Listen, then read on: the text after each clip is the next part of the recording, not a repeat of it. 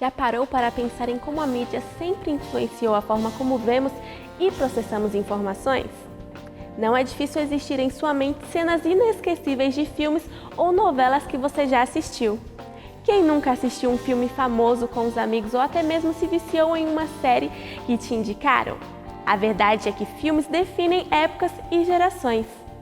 Mas quem diria que junto com esses mesmos personagens e filmes viria uma carga de estereótipos sobre saúde mental que faria você ter concepções erradas sobre doenças psicológicas?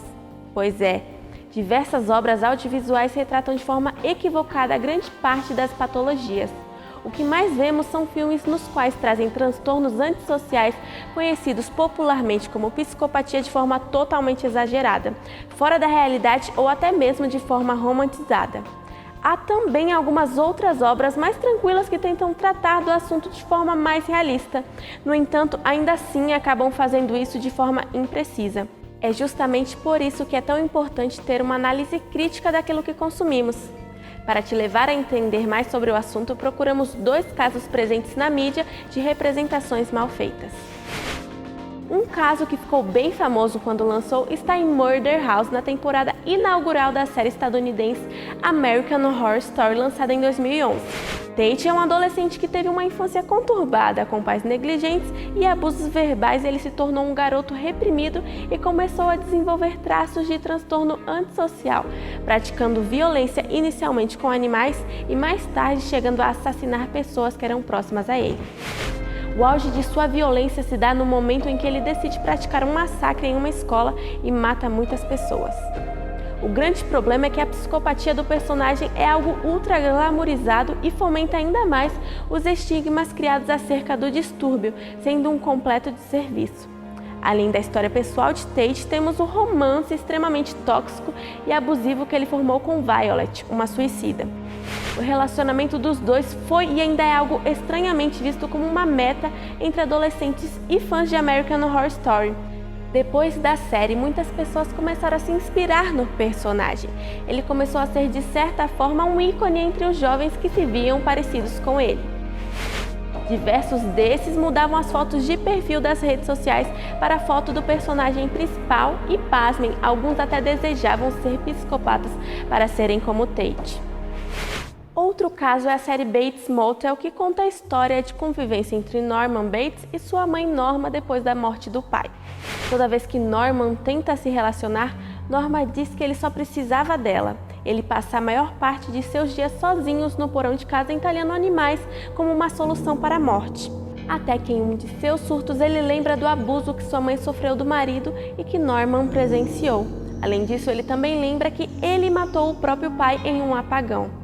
Sempre que Norman tinha um apagão, era sua mãe quem aparecia, uma mãe que ele criou e fazia ele cometer assassinatos por coisas que ela julgava errado. Isso depois de ele ver que a sua mãe matou um homem que a estuprou. Norman começou a viver 2 pessoas em sua mente, a vida dele e a de sua mãe em uma versão autoritária e assassina. Ele acaba sendo internado em um hospital psiquiátrico e lá sua mãe sempre aparecia. Quando ele volta para casa em um de seus surtos, Norman acaba matando a mãe. Ele a embalsama e deixa em casa, voltando a viver 2 pessoas e a cometer assassinatos. Enquanto ele está alucinando depois da morte da mãe, ele vive por completo, se veste e fala como ela e usa uma frase da mãe que as mães sempre vivem dentro de nós, sendo essa uma justificativa para sua segunda personalidade. Esta obra é estritamente baseada no thriller mais bem-sucedido da cinematografia, Psicose, dirigido por Alfred Hitchcock. O fato de Psicose ter sido lançado nos anos 60 evidencia que a psicopatia e sociopatia são retratadas desde os primórdios do cinema, apresentando a ideia perversa e medonha da pessoa que possui estes transtornos. Todas essas doenças e esses casos relatados neste vídeo mostram quão perigoso é confiar na mídia e nas suas interpretações. Na primeira história, vimos uma direção irresponsável na qual mostra de forma totalmente deturpada e glamourizada a imagem de um psicopata.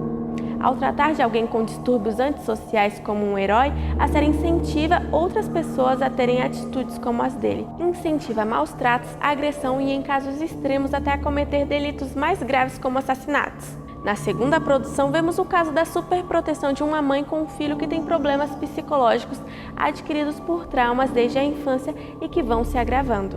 Sabendo disso, ao invés de procurar ajuda, só o deixa passar por mais coisas. A série mostra Norman como um psicopata em alguns momentos, porém quem comete os crimes é a sua mãe, e ele sempre sente culpa. Um psicopata tem por sua característica assassinar sem envolvimento sentimental, ele apenas sente a necessidade de matar. Quanto ao personagem da série, é apresentado conscientemente com raiva, medo e ódio, dessa forma apresentam de forma errada quem é um psicopata. Por isso, acabam fazendo um desserviço para a nossa sociedade, colocando um estereótipo inexistente. Porém, as mídias buscando visibilidade e chamar a atenção das pessoas muda por completo a realidade das coisas, apenas para ter mais audiência. A questão está ligada principalmente ao que faremos em relação a essas inconsistências desses casos. Uma das opções seria a busca por mudança, levar as diversas mídias a pararem de produzir obras dessa forma como tem sido feita. O problema dessa ideia é como ela seria feita. É extremamente difícil mudar toda uma indústria que já está relacionada de forma errada com o assunto. A atitude mais viável para cada um de nós é a proteção contra essas informações mal feitas. A instrução é a chave para combatermos todas essas formas equivocadas de entender as doenças. Ao lermos sobre esse assunto, criamos um senso crítico e entendemos melhor o que está realmente se passando naquilo que assistimos. Não só através da leitura é possível adquirir conhecimento sobre o assunto, mas há diversas boas mídias que trazem um ótimo trabalho sobre isso. E esse é o caso do Faces da Mente. Aqui nós buscamos sempre trazer o melhor conteúdo sobre saúde mental para você, focando sempre na veracidade dos fatos. Se você tem interesse sobre este assunto e quer saber mais, nos siga nas nossas redes sociais que estão aparecendo aqui na tela. Acompanhe o nosso podcast no Spotify, onde falamos um pouco mais sobre cada doença em específico, e nos ouça no nosso programa de rádio na estação 94.7.